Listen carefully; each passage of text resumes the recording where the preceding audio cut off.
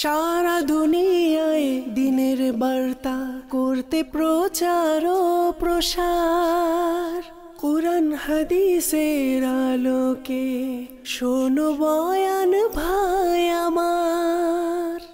আলহামদুলিল্লাহি রাব্বিল আলামিন ওয়াসসালাতু ওয়াসসালামু আলা সাইয়্যিদিল মুরসালিন, আম্মা বা'দ। فأعوذ بالله من الشيطان الرجيم بسم الله الرحمن الرحيم الصلاة والسلام عليك يا رسول الله وعلى آلك وأصحابك يا حبيب الله الصلاة والسلام عليك يا نبي الله وعلى آلك وأصحابك يا نور الله। দরুদ পাকের অসংখ্য ফজিলত রয়েছে, অগণিত ফজিলত রয়েছে। তন্মধ্য হতে একটি ফজিলত আসুন আমরা আমাদের হৃদয়ের কান দিয়ে শ্রবণ করি, যেমনটি কিতাবের মধ্যে বর্ণিত রয়েছে। প্রিয় নবী হুজুরে আরবি সাল্লাল্লাহু তাআলা আলাইহি ওয়া আলিহি ওয়াসাল্লাম ইরশাদ করেছেন যে তোমরা তোমাদের মজলিসকে আমার উপর দরুদ পাঠ করে সজ্জিত করে নাও, কেননা তোমাদের এই দরুদে পাক কিয়ামতের দিনে তোমাদের জন্য নূর হবে। সল্লু আলাল হাবিব সাল্লাল্লাহু তাআলা আলা মুহাম্মদ সাল্লাল্লাহু আলাইহি ওয়া আলিহি ওয়াসাল্লাম সালাতাও ওয়া সালামান আলাইকা ইয়া সাইয়্যিদি ইয়া রাসূলুল্লাহ। হাদিসে পাকে আছে নিয়াতুল মুমিনি খায়রুম মিন আমালিহি, মুমিনের নিয়ত হচ্ছে তার আমলের চেয়ে উত্তম। Intention of Muslim is better than his actions. So let's make some good intentions before listening Sunnah inspired speech. সুন্নাত ভরা বয়ান শ্রবণের পূর্বে আসুন কিছু ভালো ভালো নিয়ত করে নিই আমরা। সর্বোপরি একটি নিয়ত আমরা করতে চাই, আর তা হলো এই শুরু থেকে শেষ পর্যন্ত, from the beginning to the end, শুরু থেকে শেষ পর্যন্ত ইনশাল্লাহ আমরা বয়ান শ্রবণ করব for gaining the satisfaction of almighty Allah, Allah তাবারাক ওয়া তাআলার সন্তুষ্টি অর্জনের নিমিত্তে ইনশাআল্লাহ আযza। আজকে আলা হযরতের উর্স মুবারক উপলক্ষে আমরা এখানে উপস্থিত হয়েছি ইজতেমায়ে জিক্রনাত মাহফিলের মধ্যে। আজকে আলা হযরত ইমাম আহলে সুন্নাত মুজাদ্দিদে দ্বীন ও মিল্লাত আশ-শাহ ইমাম আহমদ রাজা খান ফাজিলে বেরেলভি আলাইহি রহমাতুর রহমান এর জ্ঞানগর্ভ কিছু বৈশিষ্ট্যের ব্যাপারে আমরা শ্রবণ করব ইনশাআল্লাহ আযza ওয়া জাল। এর মধ্যে কি কি জ্ঞান রয়েছে সে সম্পর্কে আমরা শ্রবণ করি, যে তিনি কোন কোন জ্ঞানের উপরে, কোন কোন বিষয়ের উপরে তিনি পাণ্ডিত্য লাভ করেছিলেন, পারদর্শী ছিলেন, সেই বিষয়ে একটু আমরা আলোকপাত করি। আলা হযরত রাহমাতুল্লাহি তাআলা আলাইহি এর পরিচয় নতুন করে দেওয়ার মতো কিছু নেই।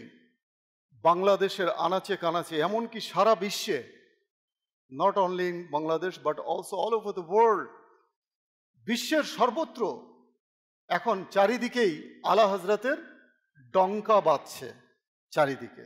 আলহামদুলিল্লাহ, ফাইজানে রাজা জারি আছে এবং থাকবে ইনশাআল্লাহ, চলছে চারিদিকে। এই মহান ব্যক্তিত্বের জীবনীর উপর, বায়োগ্রাফির উপর পিএইচডি চলছে বহু বিশ্ববিদ্যালয়ে, অনেকে কমপ্লিট করে নিয়েছেন, অনেকে কমপ্লিট করছেন এই মহান ব্যক্তিত্বের উপরে, যে কি অ্যাকচুয়ালি আলা হযরত কি, বিস্ময়ের যেন কোনো শেষ নেই, আশ্চর্যের যেন কোনো শেষ নেই। মানে এটা একটা মিরাকল। উলামায়ে কেরাম বলেন যে আল্লাহ নবী সাল্লাল্লাহু আলাইহি ওয়াসাল্লামের অজস্র মুজিজার মাঝে একটি মুজিজা হচ্ছেন আলা হযরত। এটা ইশক ও মহব্বতের মাধ্যমে বুঝে নিতে হবে, যদিও বিষয়টা একটু জটিল যে আলা হযরত আবার মুজিজা হন কি করে। যাই হোক, আমি সেদিকে যাচ্ছি না। তো আলা হযরতের ব্যক্তিত্ব, আলা হযরতের যে পার্সোনালিটি এত বৈচিত্র্যময়, এত বিস্ময়কর, যে সেই বিস্ময়ের অনুসন্ধান করছেন আজও বিশ্বের তাবড় তাবড় ওলামায়ে কেরাম, বড় বড় মনীষী তার জীবনী নিয়ে গবেষণা করছেন যে আলা হজরতের জীবনী কেমন ছিল, তার পার্সোনালিটি কেমন ছিল। কেননা যতই আলা হজরত সম্পর্কে তারা জানছেন, ততই যেন সেই জানার গভীরতা আরো গভীর থেকে গভীরতর হতে যাচ্ছে, পৌঁছতে পারছেন না। সবকিছুর একটা শেষ আছে। তো কাজেই মানুষের জীবনটা হচ্ছে একটা লিমিটেড, মানুষের জীবন লিমিটেড। এই লিমিটেড লাইফের মধ্যে মানুষ আনলিমিটেড কিছু গেইন করতে চায়। এটাই হচ্ছে মানুষের নেশা, যে আমি এমন কিছু গেইন করব, নতুন কিছু জানব, বিস্ময়কর বৈচিত্র্যময় এমন কিছু আমি জানব। তাই মানুষ আলা হজরত সম্পর্কে জেনেই চলেছে, তার বায়োগ্রাফি সম্পর্কে। হয়তো যারা রয়েছেন এই মুহূর্তে মাদানী চ্যানেলের দর্শক শ্রোতা, তারাও ভাবছেন যে এখন থেকে আলা হজরত সম্পর্কেও জানতে হবে আমাদের। যারা এতদিন জানেননি তারাও জানার আগ্রহ প্রকাশ করবেন। কেন? কারণ আলা হজরত কি অ্যাকচুয়ালি, মানে what kind of personality he deserve, কেমন ব্যক্তিত্ব তিনি ধারণ করতেন, সেই ব্যক্তিত্ব সম্পর্কে জানার আগ্রহ কম বেশি শিশু, কিশোর, আবাল, বৃদ্ধ, বনিতা সবার মাঝে এই আগ্রহের যেন কোনো অন্ত নেই। কেননা আলা হজরত রহমতুল্লাহি তাআলা আলাই এমন মহান ওয়ালি, মুজাদ্দিদ, ওয়ালিয়ে কামেল, তার এমন এমন উপাধি যা আমরা শুনেছি, শুনি এবং শুনতে থাকব। তার বিশেষ করে জ্ঞান গর্ভ যে জীবনী রয়েছে ইলমের উপরে, তার যেন কোনো অন্ত নেই। কি কি ইলম তার মাঝে ছিল, আসুন এক নজরে আমরা একটু জানার চেষ্টা করি। কি কি ইলম? অনেকে জিজ্ঞেস করলে হয়তো 2, 4, 10টা, 20টা, 15টা বলে এরপরে আর বলতে পারবে না। তো আমরা একটু জেনে নিই মোটামুটি একটু আমরা, যদিও শতাধিক ইলমের উপরে তার কি ছিল, পাণ্ডিত্য ছিল, পারদর্শিতা ছিল। শুধু জানা, একটা হচ্ছে সিম্পলি জানা। কেউ জিজ্ঞেস করলে আপনি কি এ সম্পর্কে জানেন, do you know anything about this case or about this thing? আমি বলে হ্যাঁ আমি জানি, I know a little bit, আমি সামান্য কিছু জানি। কিন্তু আলা হজরতের জানা কেমন ছিল? তিনি এমনভাবে জানতেন যে বিষয়টাকে তিনি ধরতেন, সেই বিষয়ের গভীরে চলে যেতেন, রুট লেভেলে চলে যেতেন, শিখরে চলে যেতেন, শিখর থেকে শিকড়ে চলে যেতেন। যাকে বলা হয় পাণ্ডিত্য, যাকে বলা হয় পারদর্শিতা। জানা এক জিনিস, পারদর্শিতা আরেক জিনিস, পাণ্ডিত্য আরেক জিনিস।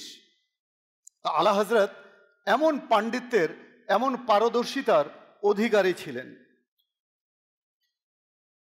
আলা হজরত রহমতুল্লাহি তাআলা আলাইহির যে যে বিষয়ে তিনি জ্ঞান অর্জন করেছেন বা যে যে বিষয়ে তিনি পাণ্ডিত্য লাভ করেছেন, সে বিষয় সম্পর্কে আমরা একটু জানি। যেমন কোরআনি সায়েন্স, কোরআনি বিজ্ঞান, বীজগণিত, রসায়ন, ভূতত্ত্ববিদ্যা, বাস্তুবিদ্যা, দর্শন শাস্ত্র, যুক্তিবিদ্যা, অর্থনীতি, উদ্ভিদবিদ্যা, জ্যামিতি, পদার্থবিদ্যা, জ্যোতির্বিদ্যা, অধিবিদ্যা, ত্রিকোণমিতি, পাটিগণিত, গণিত, পৌরনীতি, ভূগোল, অ্যাকাউন্টিং, সমাজবিজ্ঞান, নীতিবিদ্যা, যোগাযোগ বিজ্ঞান, জ্যোতিষ শাস্ত্র, প্রাণীবিদ্যা, মনোবিজ্ঞান, ভূতত্ত্ব, কোষবিদ্যা, জীববিজ্ঞান, অলঙ্কার শাস্ত্র, ভাষা সাহিত্য, বস্তুবাদ, ভাষালঙ্কার, আইনশাস্ত্র, ব্যাখ্যাশাস্ত্র, তর্কবিদ্যা, ঐতিহ্যবিদ্যা, নবীর জীবনী সহ দেহতত্ত্ব, পুরাণ শাস্ত্র,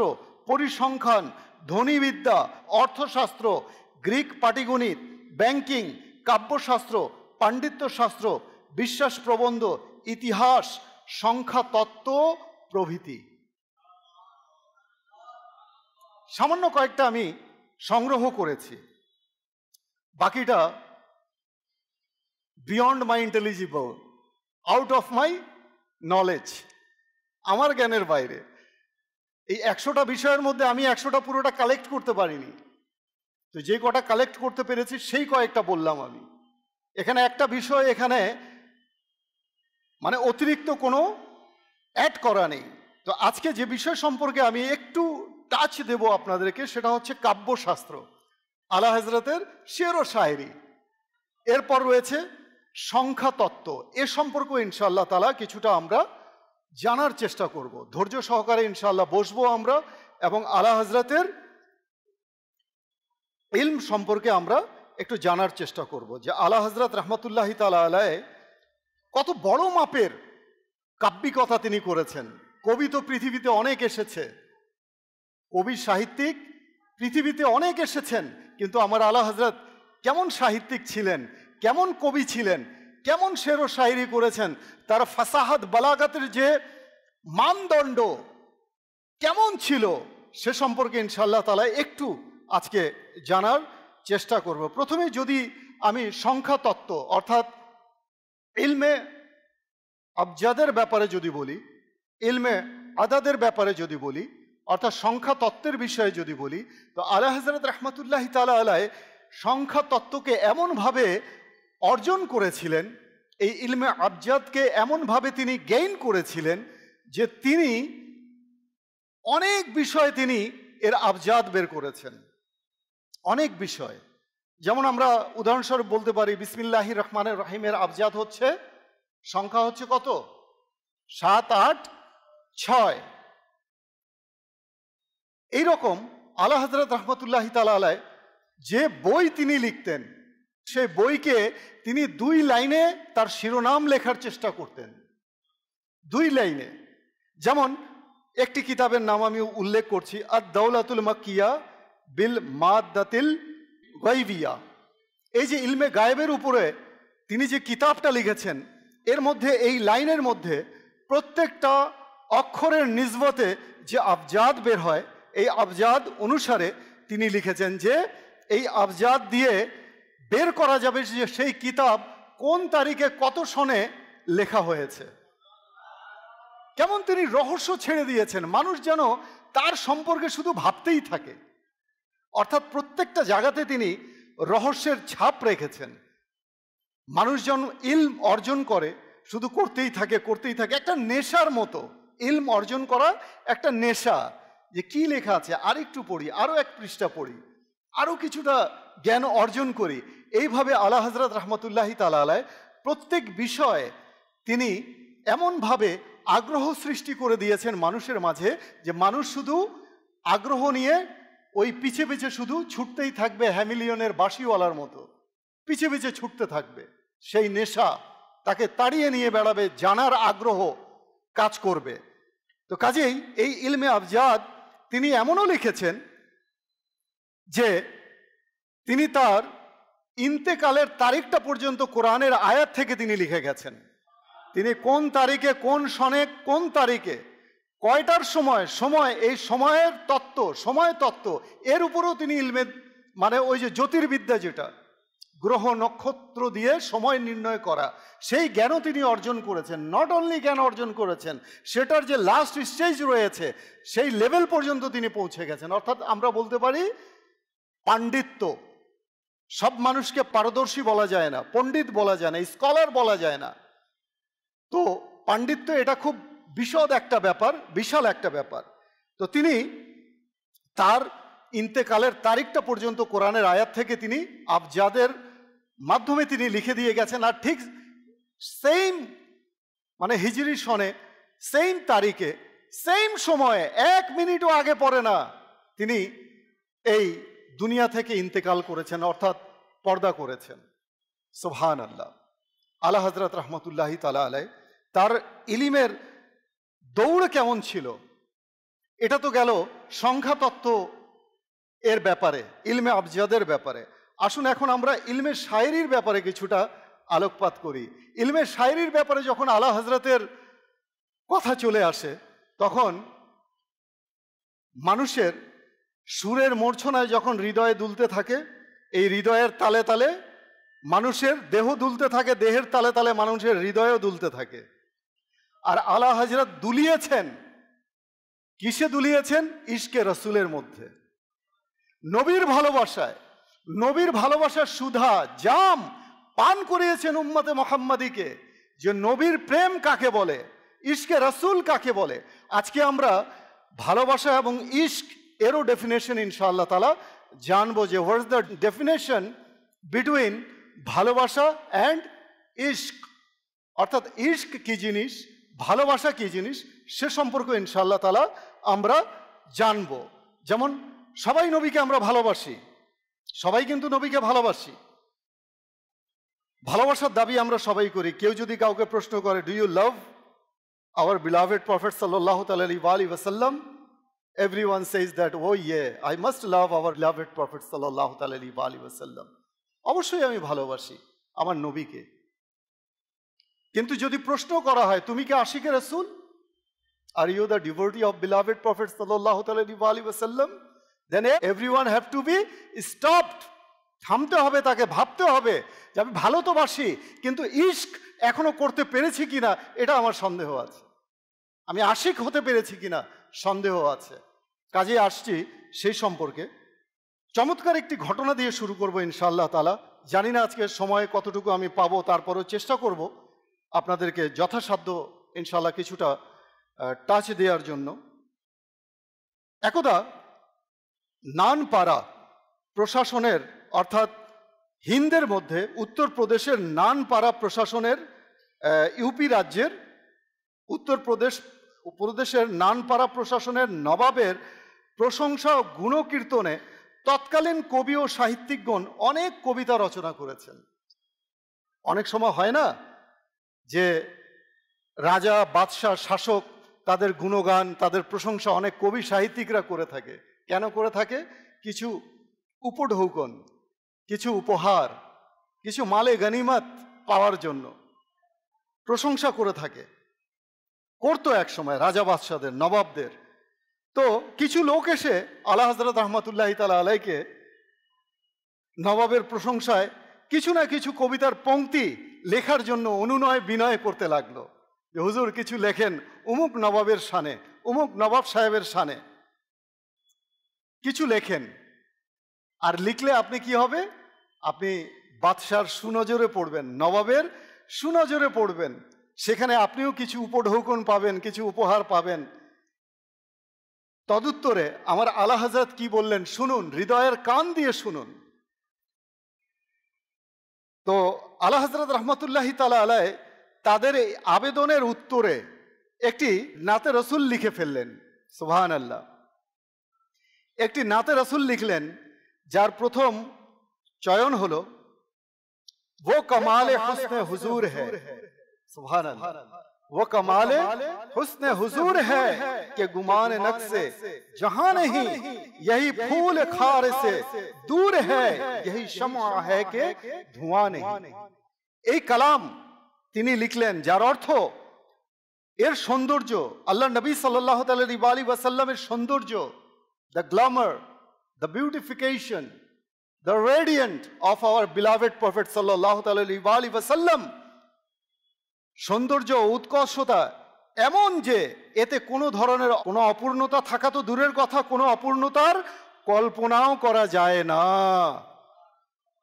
আমার নবী সাল্লাল্লাহু আলাইহি ওয়াসাল্লামের গ্ল্যামার, তার সৌন্দর্য, তার লাবণ্য, কি বলি আমরা, সুদর্শন বলি, এটা এতটাই পারফেক্ট ছিল, এতটাই পরিপূর্ণ ছিল যে সেখানে অপূর্ণতার কথা কল্পনাই করা যায় না। সুবহানাল্লাহ। দ্বিতীয় লাইনে উদ্দেশ্য হলো, সাধারণত ফুলের সাথে কাঁটাও থাকে। ফুলের সাথে কি থাকে? থর্ন থাকে, কাঁটা থাকে। কিন্তু নবী করিম সাল্লাল্লাহু আলাইহি ওয়াসাল্লামের রিসালাতের বাগানের এমন ফুল যাতে কোনো কাঁটা নেই, কোনো কাঁটা নেই, এই ফুলের মাঝে কোনো কাঁটা নেই, ঘ্রাণই ঘ্রাণ, সৌরভই সৌরভ। সুবহানাল্লাহ।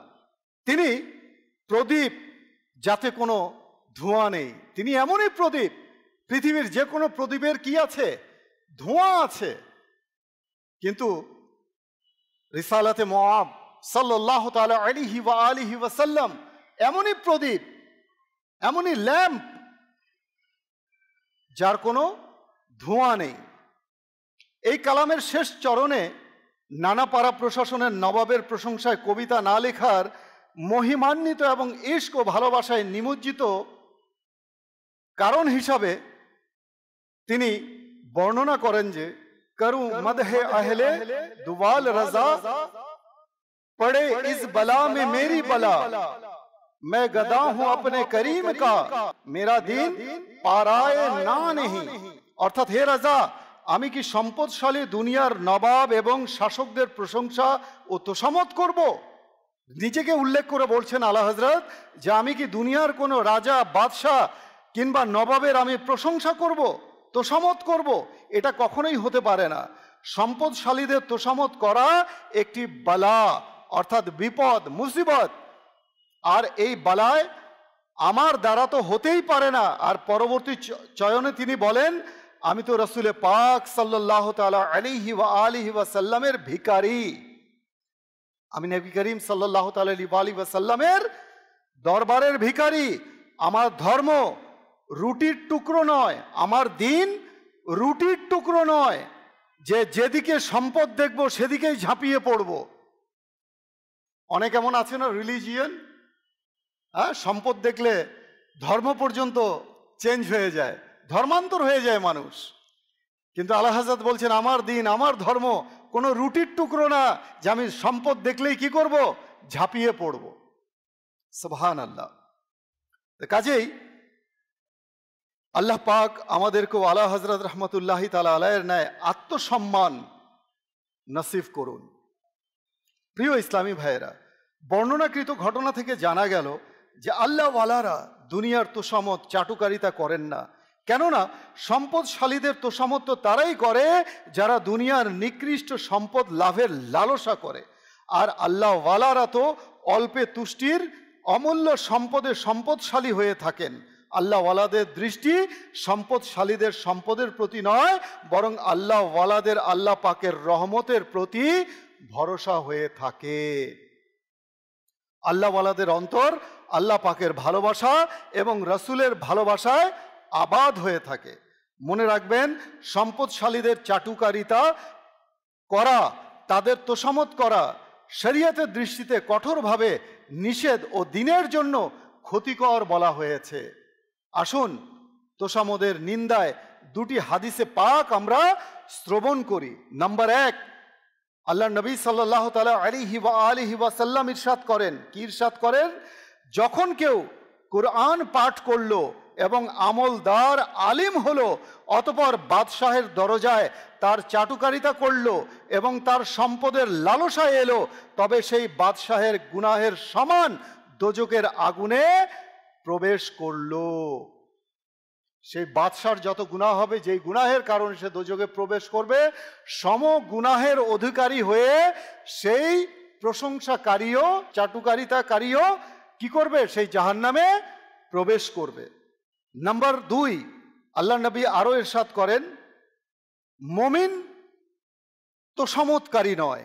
মুমিন কি নয়? তোষামতকারী নয়। হে আশিকানে রাসূল, জানা গেল ধনীদের সাথে এরূপ সম্পর্ক রাখা যাতে দিন ও আত্মসম্মানের সমঝোতা করতে হয় তা ভালো নয়, তবে নেকির দাওয়াত দেওয়ার জন্য তাদের নিকট অবশ্যই যাওয়া উচিত। আল্লাহ পাক একনিষ্ঠতার সাথে দ্বীনের খেদমত করার তৌফিক আমাদেরকে দান করুন। প্রিয় ইসলামী ভাইয়েরা এবং মাদানী চ্যানেলের দর্শক ও শ্রোতা, আল্লাহ তাআলা আমাদেরকে যুগে যুগে এই দুনিয়ার মধ্যে প্রতি 100 বছরে মুজাদ্দিদ পাঠিয়েছেন, যারা সংস্কারক। দিন যখন হক আর বাতিলের মধ্যে মিশ্রিত হয়ে গেছে, সত্য আর মিথ্যার মধ্যে যখন মিশ্রিত হয়ে গেছে, তখন মুজাদ্দিদে আল-ফিসানি আলা হযরত ইমাম আহমেদ রাজার ন্যায় এমন মুজাদ্দিদ দুনিয়ার বুকে এসেছেন এবং দুধ থেকে পানিকে আলাদা করে দিয়েছেন, অর্থাৎ হক থেকে বাতিলকে পৃথক করে বুঝিয়ে দিয়েছেন, this is the wrong and this is the right. এটা হচ্ছে সঠিক, এটাই হচ্ছে দিন, আর এটা হচ্ছে বেঠিক, এটা হচ্ছে ভুল, অন্যায়, পথভ্রষ্টতা, আর এটাই হচ্ছে বাতিল। বুঝিয়ে দিয়েছেন তারা। তো কাজেই আলা হযরত রহমতুল্লাহি তাআলা আলাইহি এমন মুজাদ্দিদ যিনি শের ও শায়েরির মাধ্যমে যখন দেখা গেল এই ভারতবর্ষে মানুষকে সুকৌশলে ইশকে রসুল থেকে, নবীর ভালোবাসা থেকে দূরে সরিয়ে দেওয়া হচ্ছে, তখন আলা হযরত রহমতুল্লাহি তাআলা আলাইহির আগমন হলো এবং মানুষের মাঝে ইশকে রসুল এবং নবী প্রেমের প্রদীপ তিনি জ্বালিয়ে দিলেন। শের ও শায়েরির মাধ্যমে তার বিখ্যাত কাব্যগ্রন্থ, অনবদ্য কালজয়ী কাব্যগ্রন্থ হাদায়েকে বখশিশ, যা পুরো বিশ্ব বিখ্যাত একটি কাব্যগ্রন্থ, যেই কাব্যগ্রন্থের মাঝে দুনিয়াবি কোনো কবিতা নেই, কোনো বাদশাহের শানে নেই, দুনিয়াবি কোনো রাজা বাদশার শানে নেই, বরং সেখানে লেখা আছে হামদ এবং রসুলের, আল্লাহ নবী সাল্লাল্লাহু আলাইহি ওয়াসাল্লামের গুণগান, অর্থাৎ নাতে রসুল। এই হাদায়েকে বখশিশের মধ্যে আলা হযরত লিখেছেন। ঠিক তেমনি যেমন যুগে যুগে প্রত্যেক কবি চন্দ্রকে, চাঁদকে আল্লাহ নবী সাল্লাল্লাহু আলাইহি ওয়াসাল্লামের সৌন্দর্যের সাথে তুলনা করেছে। সবাই কিন্তু সৌন্দর্যের সাথে তুলনা করেছে। সাধারণত শায়েরগণ চাঁদের সৌন্দর্যের কথা বলে থাকেন, কিন্তু তারা চাঁদের মধ্যে যে কলঙ্ক রয়েছে, কালো দাগ রয়েছে, সেই ছোপগুলো উপেক্ষা করে থাকেন। অর্থাৎ চাঁদের মধ্যে যে কলঙ্ক রয়েছে, সেই কলঙ্কের কথা কবি সাহিত্যিক কখনো উল্লেখ করে না, কারণ সেটা চাঁদের কলঙ্ক। এটা হচ্ছে একটা মাইনাস পয়েন্ট, কারণ চাঁদের প্রশংসা করা হয়। অনেকে মাআযাল্লাহ নিজের যারা প্রিয়জন থাকে, যে সম্পর্ক আমরা শরীয়তের ভাষায় বলি অবৈধ, সেই সম্পর্কে দেখা যায় প্রিয়জনকে চাঁদের সাথে তুলনা করে, প্রিয়তমাকে চাঁদের সাথে তুলনা করে। হ্যাঁ, স্ত্রীকে যদি করে, বিবাহিতা স্ত্রীকে যদি করে, সেক্ষেত্রে এটা বৈধ, তার প্রশংসা করলো চাঁদের সাথে। অর্থাৎ বলতে চাচ্ছি যে চাঁদের যে প্রশংসা করা হয় সেটা পজিটিভলি করা হয়। চাঁদের মধ্যে যে কালো দাগ রয়েছে সে সম্পর্কে উল্লেখ করেন না কবি সাহিত্যিকগণ, কিন্তু কোরবান যান আলা হযরতের প্রতি। আলা হযরত রহমতুল্লাহি তাআলা আলাইহি ইশকের আলোকে বলেন, চাঁদের উপর কালো দাগ কেন? চাঁদের উপর কালো দাগ কেন? তিনি বলেন, बरके अंगूष्त नबी चमकी थी उस पर एक बार, आज तक है सीनाए मुंह में निशाने सूखता। অর্থাৎ প্রিয় নবী সাল্লাল্লাহু আলাইহি ওয়াসাল্লামের মুবারক হাতের নুরারি আঙুল একবার প্রজ্বলিত চাঁদের উপর পড়ল, কিন্তু আজ পর্যন্ত চাঁদের বুকে পুড়ে যাওয়ার সেই চিহ্ন আছে, পুড়ে যাওয়ার সেই চিহ্ন আছে। সেই চিহ্ন এখনো চাঁদের বুকে বিদ্যমান। নাম্বার 2, অতঃপর আরেকটি পংক্তিতে চাঁদকে এই দাগ মিটানোর পদ্ধতিও আলা হযরত বলে দিয়েছেন। কিভাবে বলে দিয়েছেন? আলা হযরত বলছেন কসিদায়ে মিরাজের মধ্যে, सितम किया कैसे मत कटी थी, सितम किया कैसे मत कटी थी कमर, वो खाक उनके राह गुजर की, उठाना लाया के मलते मलते ये दाग सब देखता मिटे थे। অর্থাৎ হে চাঁদ, তোমার জ্ঞানে কি লোপ পেয়েছিল যে এত বড় অন্যায় করে ফেলেছো? যখন মিরাজের রাতে নবী করিম সাল্লাল্লাহু তাআলা আলাইহি ওয়া আলিহি ওয়াসাল্লাম আসমানের পরিভ্রমণের জন্য তশরিফ নিয়ে গেলেন, তখন তার গমন পথের মাটি নিয়ে যেতে, তার গমন পথের যে পথ দিয়ে তিনি গেছেন সে গমন পথের একটু মাটি নিয়ে যেতে এবং নিজের দাগের উপর মর্দন করে নিতে, মালিশ করে নিতে, প্রলেপ দিয়ে দিতে। তোমার সেই মাটি প্রলেপ দেওয়ার কারণে তোমার সমস্ত দাগ দূর হয়ে যেত। আরেক জায়গায় আলা হযরত রহমতুল্লাহি তাআলা আলাইহি চাঁদকে রাসূল পাক সাল্লাল্লাহু আলাইহি ওয়াসাল্লামের শৈশবকালের খেলনা বলে অবহিত করেছেন, যাতে এই হাদিসে পাকের দিকে ইশারা রয়েছে যে হযরত আব্বাস রাদিয়াল্লাহু তাআলা আনহু বলেন, আমি আরজ করলাম, ইয়া রাসূলুল্লাহ সাল্লাল্লাহু তাআলা আলাইহি ওয়া আলিহি ওয়াসাল্লাম, আমাকে তো আপনার নবুয়তের নির্দেশনাবলী দ্বীন ইসলাম কবুল করার দাওয়াত দিয়েছে। আমি দেখলাম আপনার দোলনায় চাঁদের সাথে কথা বলতেন। আমি দেখলাম আপনি দোলনায় কি করতেন? চাঁদের সাথে কথা বলতেন। চাঁদ সেদিকেই ঝুঁকে যেত যেদিকে আপনার আঙুল ইশারা করত। অর্থাৎ আপনার শৈশবকালে আপনার আঙুল যেভাবে দোল খেত, কখনো ডানে কখনো বামে, চাঁদও কি করত? ডানে বামে দোল খেত। তাই আলা হযরত বলেন, কি বলেন? চাঁদ ঝুক जाता जिधर उंगली उठाते महद में क्या ही चलता था इशारों पर खिलौना नूर का। অর্থাৎ আকাশের চাঁদ আর একটি মদিনার চাঁদ, অর্থাৎ এক হচ্ছে আকাশের চাঁদ আর এক হচ্ছে মদিনার চাঁদ। আলা হযরত এখানে বলছেন আরেক পংক্তিতে, যার অর্থ কিছুটা এরকম যে আকাশের চাঁদও আলো বিকিরণ করে। আকাশের চাঁদ কি করে? আলো বিকিরণ করে। মদিনার চাঁদও নূরের খয়রাত বন্টন করে। আকাশের চাঁদ যে আলো দেয় তা 1-2 প্রহরের জন্য, ক্ষণিকের জন্য। প্রথম প্রহর, দ্বীপ প্রহর, এরপরে চাঁদ কি হয়? নিষ্প্রভ হয়ে যায়। সূর্যের আলোর কারণে চাঁদ আর দেখা যায় না, বিলীন হয়ে যায়, ম্লান হয়ে যায়। আকাশের চাঁদ যে আলো দেয় তা 1-2 প্রহরের জন্য। আর মদিনার চাঁদ যদি মদিনার চাঁদের নূরের ঝলক যদি কারো ওপর পড়ে, তার দুনিয়া ও আখেরাত উভয় জগতই আলোকিত হয়ে যায়। সুবহানাল্লাহ। তাই অপর এক জায়গায় নূরের খায়রাত নেয়ার প্রত্যাশায় আলা হযরত আরজ করছেন। কি আরজ করছেন? চমক তুঝসে পাতে হ্যাঁ সব পানে वाले मेरा दिल भी चमका दे चमकाने वाले। সুবহান আল্লাহ। আলা হযরত রাহমাতুল্লাহি তাআলা আলাইহির প্রতিটি কাব্যিকতা, শের ও শায়রি কোরআন ও হাদিসের আলোকে কি রচিত। আলা হযরতের শের ও শায়রি আপনি দেখবেন হয় কোনো না কোনো আয়াতে কারিমা অথবা কোনো না কোনো হাদিসের বাক্যের সাথে সংশ্লিষ্ট। তার নাতিয়া কালাম আপনি পড়লে দেখবেন তার মধ্যে হাদিসের ঝলক আছে, কোরআনের আয়াতের ঝলক আছে। আর আলা হযরত কখনো, যেমন প্রচলিত দুনিয়াবি যারা কবিতা লেখে তার মধ্যে কত মিথ্যাচার, কত কুফরি কালাম যুক্ত থাকে, কিন্তু আমার আলা হযরতের প্রতি কুরবান যান। সুবহানাল্লাহ। একবার এক লোক এলেন, তার এই ঘটনা থেকে বোঝা যায় যে আলা হযরত কেমন শের ও শায়রি করতেন। সেই শের ও শায়রির মধ্যে সত্যতার নিরিখে, সত্যতার ভিত্তিতে তার কাব্যিকতা কেমন ছিল, এই ঘটনার দ্বারা প্রতীয়মান হয়। একবার এক ব্যক্তি এসে বললেন যে হুজুর, আমি সংক্ষিপ্তভাবে বলছি, একটু দেখে দেন যে আমার এটা ছন্দ ঠিক আছে কিনা, কাব্যিকতা ঠিক আছে কিনা। সেখানে কিছুটা এমন লেখা ছিল যে ইয়া রাসূলুল্লাহ আপকি ইয়াদোं में না মুঝে नींद आती है না ভুক आता है। মানে আপনার স্মরণে আমার আহারও নেই, নিদ্রাও নেই। হ্যাঁ, আমি ব্যাকুল হয়ে আছি আপনার ভালোবাসায়, আপনার বিচ্ছেদে, বিরহ বেদনায় আমি খুব ব্যাকুল।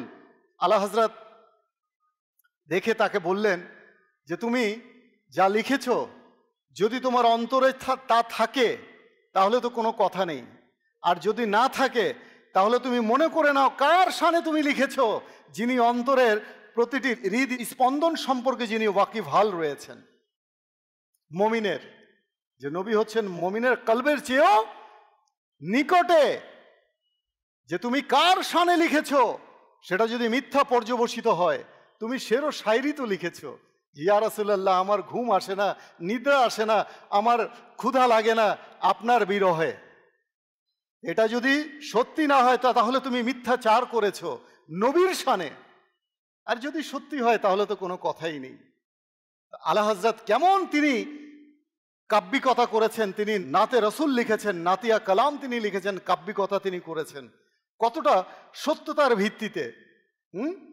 এক জায়গায় তিনি লিখেছেন তার কালামের মধ্যে, ফির দেখা দে वो रुख ए मेहरे फरोज़ा हमको याद में जिसकी नहीं होश तनो जा हम।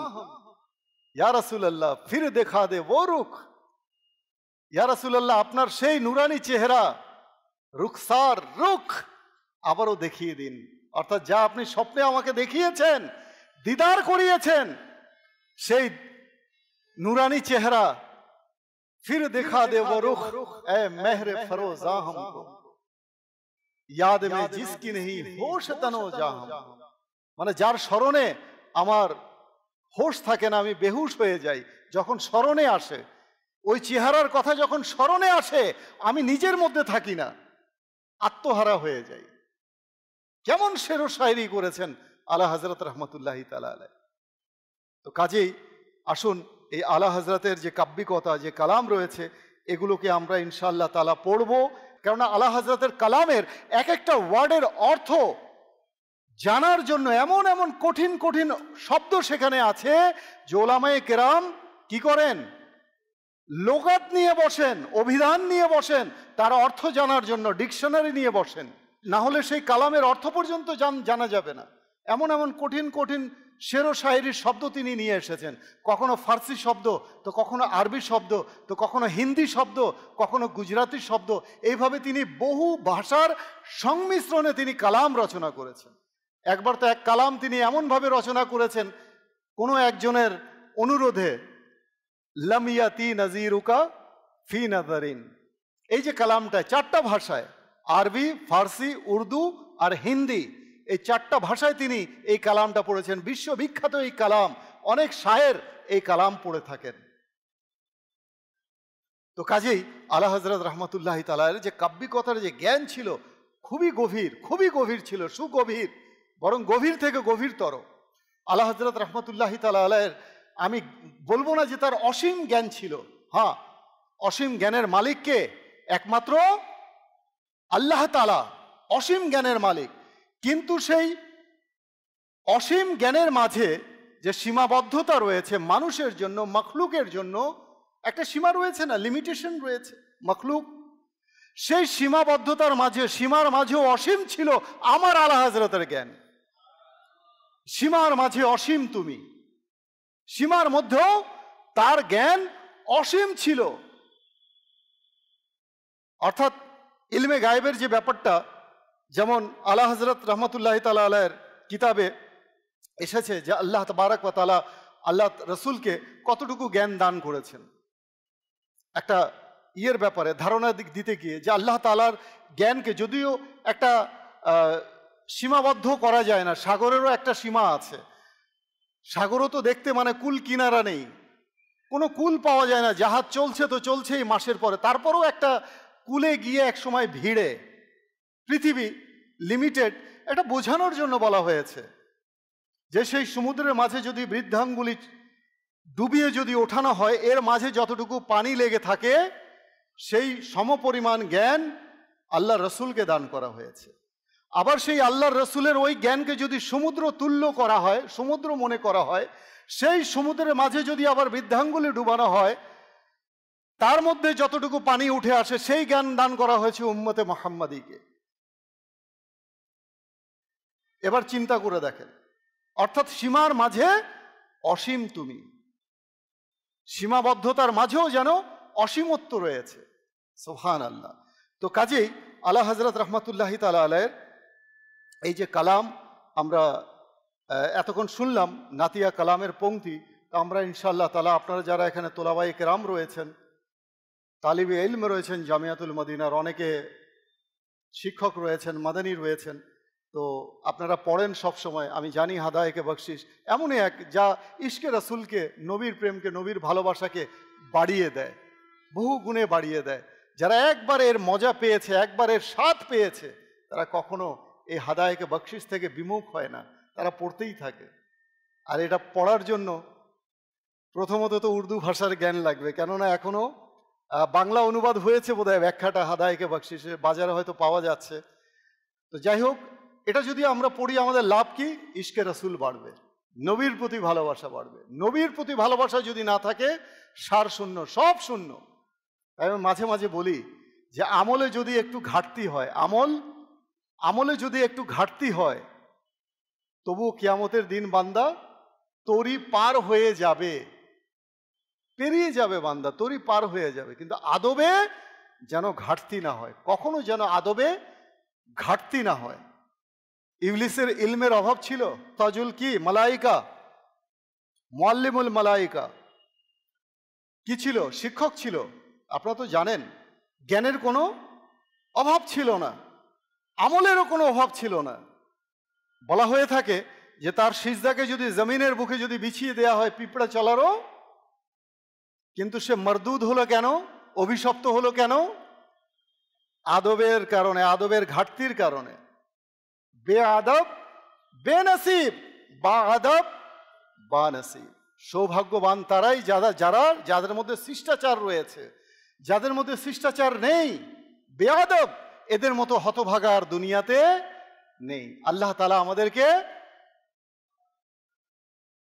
সৌভাগ্যবান, দোয়াও করতে হবে আল্লাহ তাআলা যেন আমাদেরকে কখনো বেয়াদবি থেকে যেন আমাদেরকে দূরে রাখেন আল্লাহ তাআলা।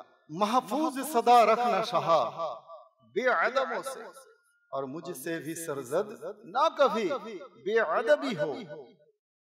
या রাসূলুল্লাহ महफूज सदा रखना शाह, या রাসূলুল্লাহ আমাকে সব সময় সুরক্ষিত রাখবেন বেআদবों से, বেয়াদবদের থেকে।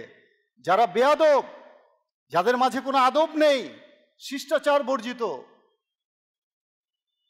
তাদের থেকে আমাকে সব সময় সুরক্ষিত রাখবেন। অতঃপর কি বলছেন? और मुझसे भी सरजद ना कभी बेअदबी हो। যে আমার দ্বারা জানতে তো নাই, नोइंगली तो नहीं, नादानिस्ता गैर दानिस्ता अनजाने में भी बेअदबी ना हो। অজান্তেও যেন আমার দ্বারা বেয়াদবি না হয়ে যায়। জানতে তো নাই, আমি তো করবই না জানতে, জানা সত্ত্বে অজান্তেও যেন আমার দ্বারা বেয়াদবি না হয়। এটা অনেক বড় দোয়া, আমাদের সবার করা উচিত।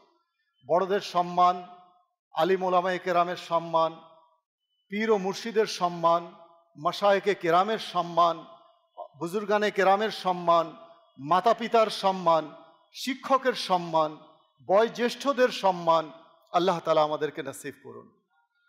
এর মধ্যে কোনো ক্ষয় হবে না, কোনো লয় হবে না সম্মানের মাঝে। হ্যাঁ, বেয়াদবি যদি করি তাহলে এর মাঝে অনেক কিছু হারিয়ে যাওয়ার সম্ভাবনা আছে।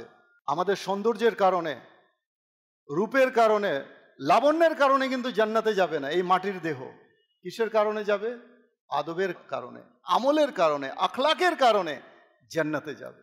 তো আল্লাহ তাআলা আমাদের সবাইকে বোঝার তৌফিক দান করুন, আমাদের সকলকে বুজুর্গানে কেরামের আদব তাজিম করার তৌফিক দান করুন। আমাদের সন্তানদেরকেও সেই শিক্ষা দেওয়া উচিত। যারা মা বাবা আমরা রয়েছি, এই মুহূর্তে এই অনুষ্ঠান দেখছি, শুনছি, আমাদের উচিত আমরা যেন সন্তানকেও শিষ্টাচারের ব্যাপারে আমরা নীতি নৈতিকতার শিক্ষা, মোরাল টিচিংটা যেন আমরা দিই। আজকাল মোরাল টিচিংয়ের খুবই অভাব।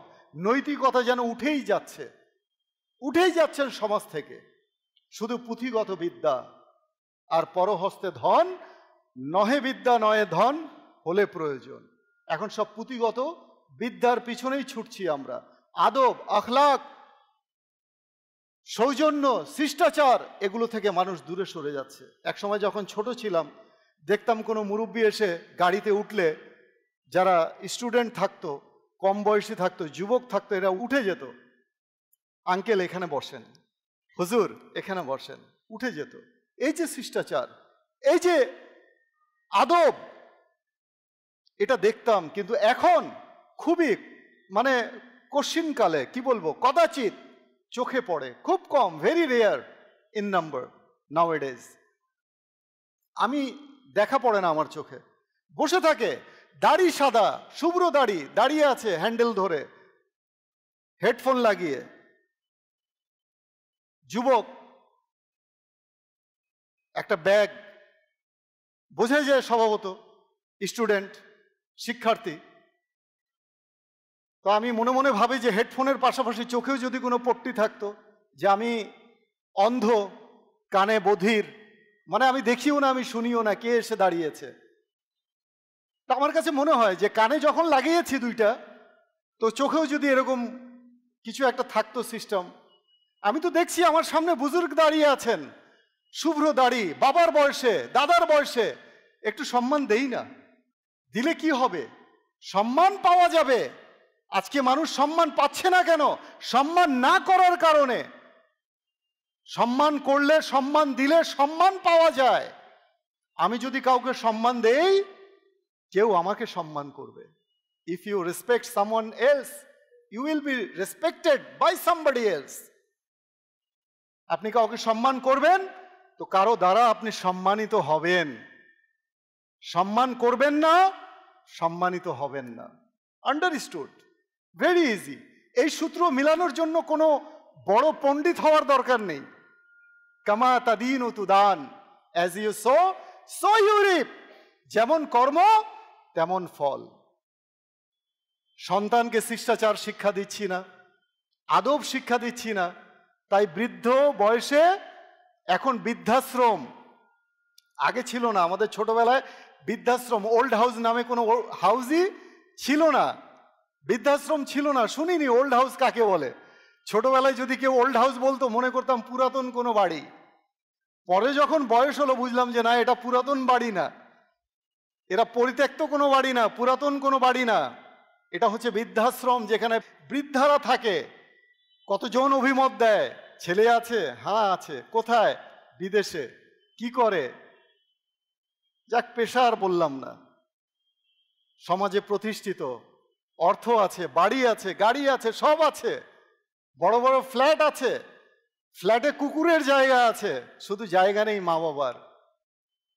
অ্যালসেশিয়ান কুকুর আছে, হ্যাঁ, দামি দামি বিড়াল আছে, সবার জায়গা হয় ফ্ল্যাটে, কিন্তু বৃদ্ধ মা বাবার জায়গা হচ্ছে না। তো ল্যাকিংটা কোথায়? What's the reason? কখনো আমরা ফাইন্ড আউট করেছি যেটার কারণ কি?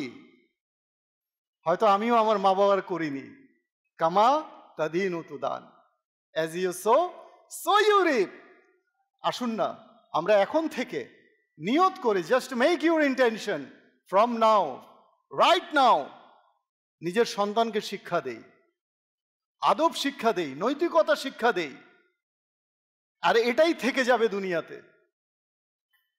সর্বোপরি নবীর প্রতি ভালোবাসা। হাদিসে পাকে আছে না যে তোমরা তিনটি বিষয় তোমাদের সন্তানকে শিক্ষা দাও। এক হচ্ছে কোরআনের শিক্ষা, দ্বিতীয়ত নবীর প্রতি ভালোবাসা, তৃতীয়ত আহলে বাইতের প্রতি ভালোবাসা। তিনটি জিনিস তোমরা শিক্ষা দাও। আল্লাহ তাআলা আমাদেরকে বোঝার তৌফিক দান করুন। ইচ্ছে তো করে অনেক কথা বলি, সময়ের বাধ্যবাধকতা রয়েছে। আল্লাহ তাআলা আমাদের সবাইকে আমল করার, বোঝার তৌফিক দান করুন। আসলে এখানে কাউকে হিট করার জন্য, কাউকে হেয় করার জন্য, কাউকে খাটো করার জন্য বলা নয়। বলার উদ্দেশ্য হচ্ছে যে আমরা যেন এখান থেকে শিক্ষা অর্জন করি, এখান থেকে যেন আমরা শিখে যাই। এমন যেন না হয় যে বুড়ো বয়সে আমারও ঠিকানা সেই বৃদ্ধাশ্রমে হয়। আল্লাহ তাআলা আমাদের সকলকে মানুষের মতো মানুষ হওয়ার, বরং আলোকিত মানুষ হয়ে এই সমাজকে, দেশকে, রাষ্ট্রকে আলোকিত করার তৌফিক দান করুন। আমিন বিজাহিন নবীল আমিন সাল্লাল্লাহু তাআলা আলাইহি ওয়া আলিহি ওয়াসাল্লাম। সারা দুনিয়ায় দিনের বার্তা করতে প্রচার ও প্রসার, কুরআন হাদিসের আলোকে শোনো বয়ান ভাই আমার।